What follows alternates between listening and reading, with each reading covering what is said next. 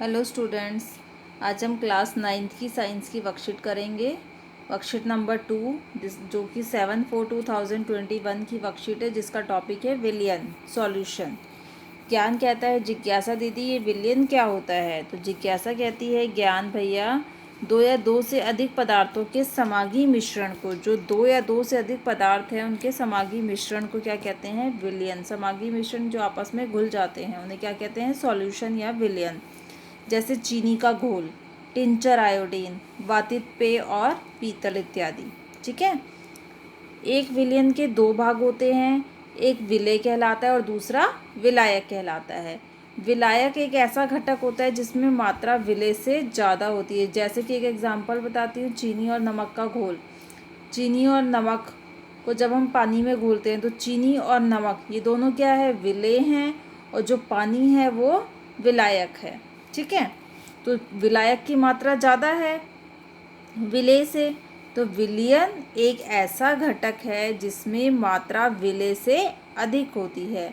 जैसे ORS के विलयन को बनाने के लिए पानी में चीनी और नमक घोल तैयार किया जाता है। चूँकि हम पानी से कम मात्रा में चीनी और नमक मिलाते हैं, इसीलिए हम कह सकते हैं कि पानी जो है वो विलायक है, और चीनी जो है वो चीनी और नमक जो है वो दोनों क्या है? विलेय। ठीक है।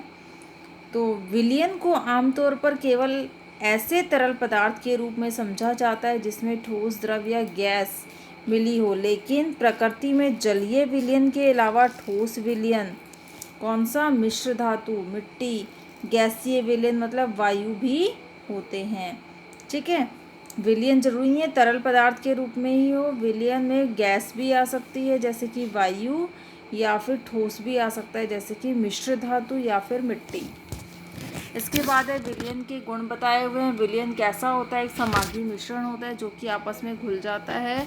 इसका मिश्रण स्थायी होता है, बनावट एक समान होती है। विलयन के कणों का आकार इतना छोटा होता है कि उन्हें आंखों से नहीं देखा जा सकता, केवल आंखों से नहीं देख सकते। अपने छोटे आकार के कारण विलयन के कण गुजर रहे प्रकाश की किरणों को फैलाते भी नहीं हैं, इसीलिए विलयन में प्रकाश का मार्ग भी दिखाई नहीं देता। विलेय कणों के छोटे आकार के कारण इन्हें छानन विधि से अलग नहीं किया जा सकता। ठीक है। तो ये वर्कशीट कंप्लीट हो गई। अब हम इसके क्वेश्चन आंसर देखते हैं। फर्स्ट क्वेश्चन है विलयन क्या है? उदाहरण सहित बताना है। तो हमने फर्स्ट लाइन ही पढ़ी थी, दो या दो से अधिक पदार्थों के समांगी मिश्रण को विलयन कहते हैं। ठीक है। ये हमारा फर्स्ट का आंसर हो जाएगा। उसका उदाहरण हम लिख सकते हैं, चीनी का घोल, टिंचर आयोडीन और पीतल। ठीक है, ये फर्स्ट का आंसर है हमारा। इसके बाद सेकंड क्वेश्चन है विलेय और विलायक को परिभाषित करना है। तो विलेय हमने पढ़ा था, विलेय जिसमें मात्रा जो होती है वो कम होती है, और विलायक क्या होता है? जिसमें मात्रा जो होती है ज़्यादा होती है। जैसे पानी जो है विलायक है, और चीनी और नमक हमने क्या पढ़ा था? विलेय। तो हम इसे लिख सकते हैं विलेय और विलेय के बारे में। ठीक है, ये हमारा सेकंड का आंसर हो जाएगा। इसके बाद हम थर्ड क्वेश्चन देखते हैं। दिए गए विलयन में विलेय और विलायक की पहचान करनी है, तथा यह भी लिखना है कि ये ठोस है, तरल है या फिर गैस है। तो इनके बारे में देखेंगे हम। हवा जो है वो क्या है? इसके अंदर सॉल्वेंट जो होती है नाइट्रोजन है, ऑक्सीजन है, और ये गैस में गैस है। ठीक है। दूध जो है, दूध में क्या होता है? जल होता है। एक तो होता है विलेय और एक होता है विलयन। तो ये हमारा विलयन है और ये हमारा विलेय है। सॉल्वेंट जो है वो हमारा विलयन है, और सॉल्यूशन हमारा विलयन है, और सॉल्वेंट हमारा विलेय है।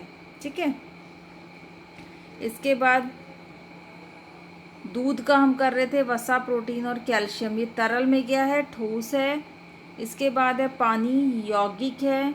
ठीक है। पेप्सी जो है पानी, ये सॉल्वेंट है, कार्बन डाइऑक्साइड होती है इसमें, जलीय में गैस है।